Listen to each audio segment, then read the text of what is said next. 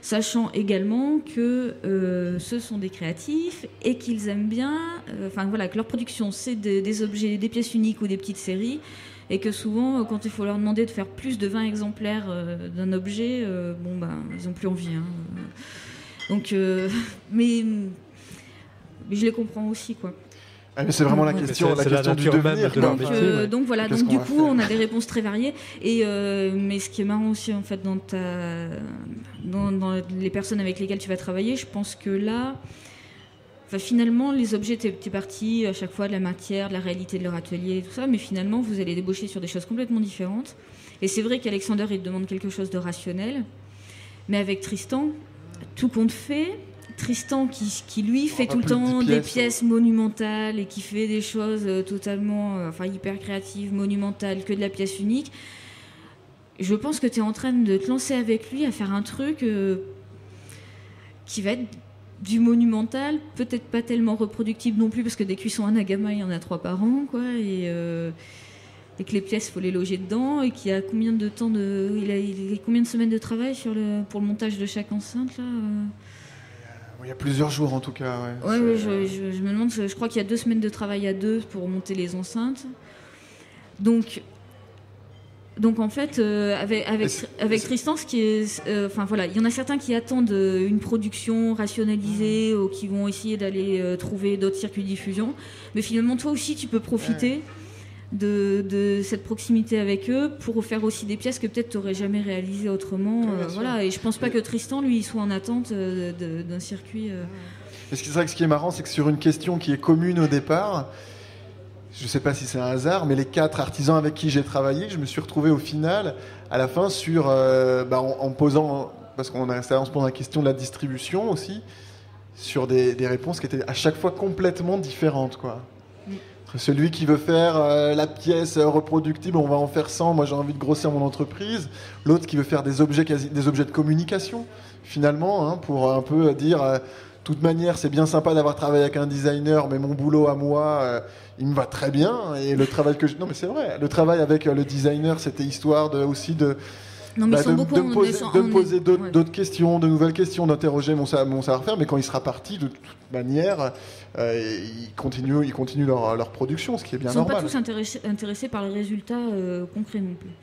C'est vrai que Marilia, elle est intéressée beaucoup par l'échange, mais quand on avait fait une réunion, on leur avait posé concrètement ces questions-là, en fait, et les réponses étaient très diverses. Donc c'est vrai que même dans les 4 que tu as choisis, finalement... c'est pas du tout les mêmes... Pour revenir un peu à la question économique, est-ce qu'on peut évaluer ce que représente aujourd'hui ce marché de l'artisanat dans la région, dans le territoire de Nontron? Le marché lui-même, non, je ne peux pas. Ce que je sais, c'est qu'il représente 15% de l'emploi salarié en Périgord vert et que c'est supérieur à l'agriculture, par exemple. Qui est à 9%. Oui, c'est important. Oui. Mais c'est le seul chiffre que j'ai, je suis désolée, pas d'autres chiffres. Et que c'est 300 ateliers à peu près en Périgord vert aussi. Et donc ils survivent. Vous venez de créer, je crois, c'est la première fois, il y a quelques semaines, un salon particulier de l'artisanat. Ouais, on a monté un salon les 30 et 31 octobre et ça a été plutôt une réussite. Donc il y avait 30 exposants et il y a eu pas mal de visiteurs et pas mal de ventes. Donc ça a bien marché et on va le refaire. Bon, donc, je suis contente, mais en même temps, c'est fatigant. mais bon, donc comme quoi, mais c'est un lieu supplémentaire pour eux de commercialisation, quoi. Mais c'est ça. Alors, pour revenir donc au pôle expérimental des métiers d'art, je ne cesse de le répéter pour que les gens s'y habituent. Qu'est-ce que vous imaginez comme devenir qu'est-ce qui serait intéressant pour la région? Est-ce qu'il faut qu'il y ait plus d'artisans? Est-ce qu'il y ait plus de designers? Qu'est-ce que vous attendez au juste? Plus d'artisans, oui, certainement. Parce que on a quand même une qualité de vie qui est vraiment bien chez nous. On y est bien, quoi. Donc, c'est pour ça qu'on a envie de... On y est bien, oui. C'est pour ça qu'on a envie aussi que les artisans qui sont là puissent y rester, puissent y vivre. Mais il faut aussi qu'il y en ait un peu plus qui s'installent, parce qu'il y a une population qui est vieillissante aussi. Et donc voilà, c'est tous les jeunes qui sont venus s'installer autour de Tristan, parce qu'il y a des jeunes qui sont venus s'installer parce qu'il y avait ce four et parce qu'il y avait Tristan à Abja, quoi. Donc ça c'est important. c'est pas négligeable, et parce Ça qu'ils veut dire savent donc que qu'il y a nous on est là et qu'on les rencontre et qu'on va les aider, qu'on va les écouter, qu'on va les aider. Donc ils s'installent aussi. Donc je pense que voilà, c'est. Ça veut dire qu'il y a un sentiment aujourd'hui d'appartenance à une communauté aujourd'hui oui, je pense, ouais. Qui donne donc envie non seulement d'y rester, mais et peut-être de s'y installer. Je pense qu'on commence aussi, mais c'est au bout de 10 ans quand même, hein, mais je pense qu'on commence à être identifié aussi comme pôle, à la fois pour les habitants du territoire. Ils savent qu'il y a un lieu culturel avec des expositions qui changent 4-5 fois par an, que c'est un lieu où ils vont pouvoir rencontrer pas uniquement des métiers d'art, mais ils vont voir aussi de l'art contemporain et du design, qui vont pouvoir rencontrer d'autres personnes et avoir des conférences. Donc ça, c'est important pour le territoire aussi, parce qu'à un moment donné, au point de vue culturel, c'était un peu déserté aussi. Pour les arts vivants, il n'y a pas de problème, mais pour ce qui est art plastique, expo, c'est un peu plus difficile. Et puis, donc voilà, ça c'est...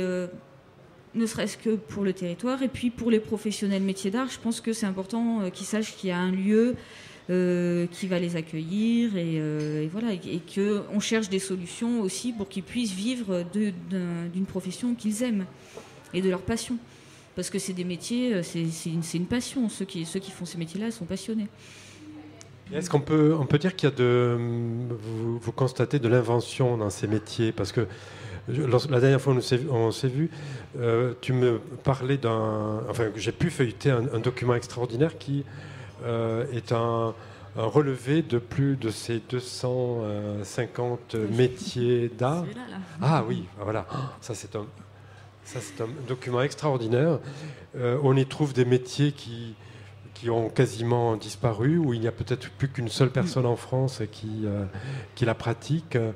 Donc c'est la nomenclature des 217 métiers, classés par secteur. Bon. Mais est-ce qu'on peut dire qu'il y a des métiers qui s'inventent ? Parce que lorsqu'on parlait d'Alexander le menuisier, moi j'ai vu sa maison, qui est une maison incroyable d'architecte, c'est pas simplement une maison en bois, il y a du métal, il y a du verre. Enfin, c'est quelqu'un qui a une maîtrise au niveau de la construction, par exemple, qui est assez époustouflante.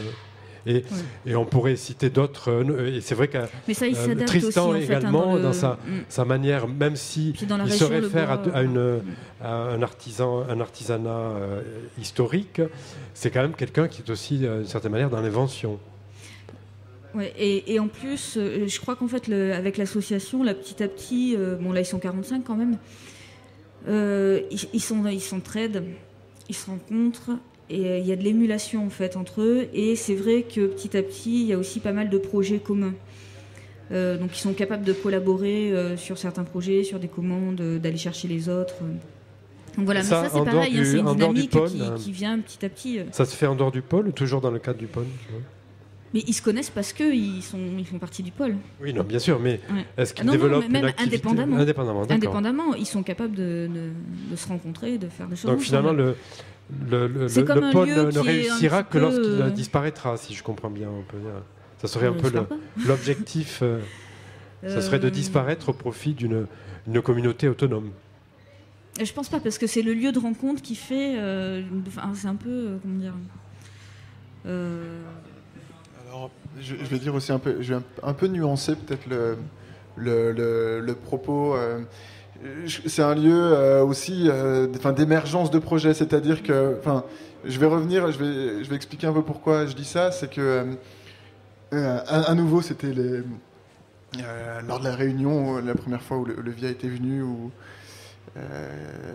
on disait qu'il y a des gens qui sont là-bas qui sont très créatifs, mais pas forcément créateurs. C'est-à-dire que être à l'origine de nouveaux projets, c'est pas véritablement leur truc, quoi. Donc malgré le fait qu'ils peuvent être très créatifs sur plein de recherches, des choses comme ça, au final, en céramique, on voit beaucoup de bols. En bois, c'est beaucoup normal, de bibliothèques. Mais justement, ils doivent vivre, donc les bols, c'est ce qu'ils font bien quand même. Oui, mais par rapport à leur statut, où ils vont se dire, où ils vont aller aussi... Moi, je les insiste à faire des bols.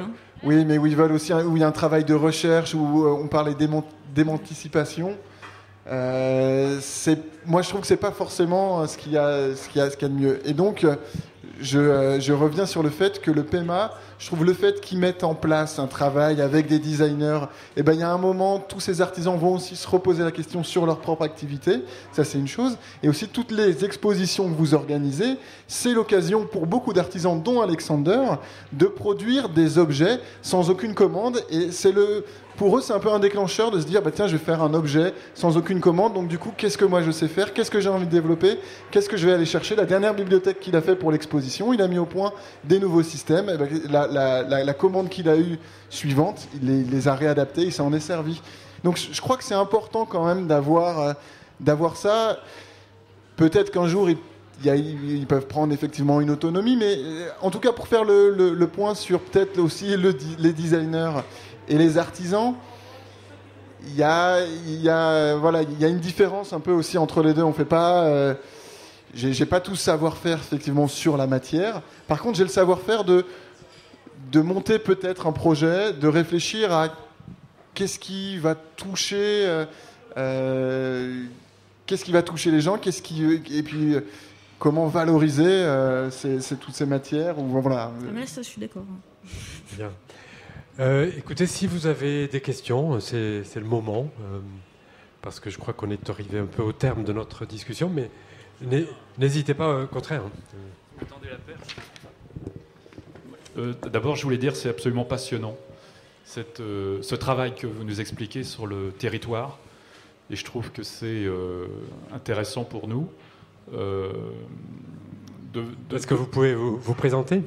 Oui, enfin, nous, on est quelques-uns ici de Bretagne qui travaillons au sein d'École des Beaux-Arts,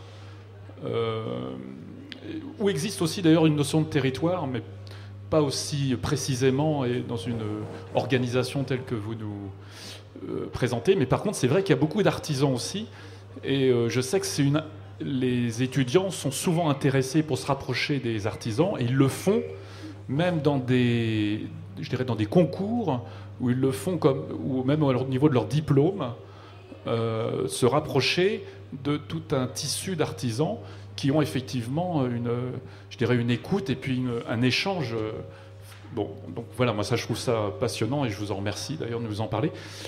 Par ailleurs, moi je suis un peu sidéré quand même qu'il y a une telle volonté qui doit être quand même une volonté politique pour mener un projet pareil.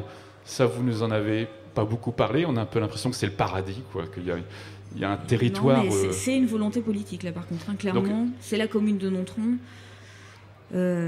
qui est une commune de 3500 habitants et qui consacre 100 000 euros par an.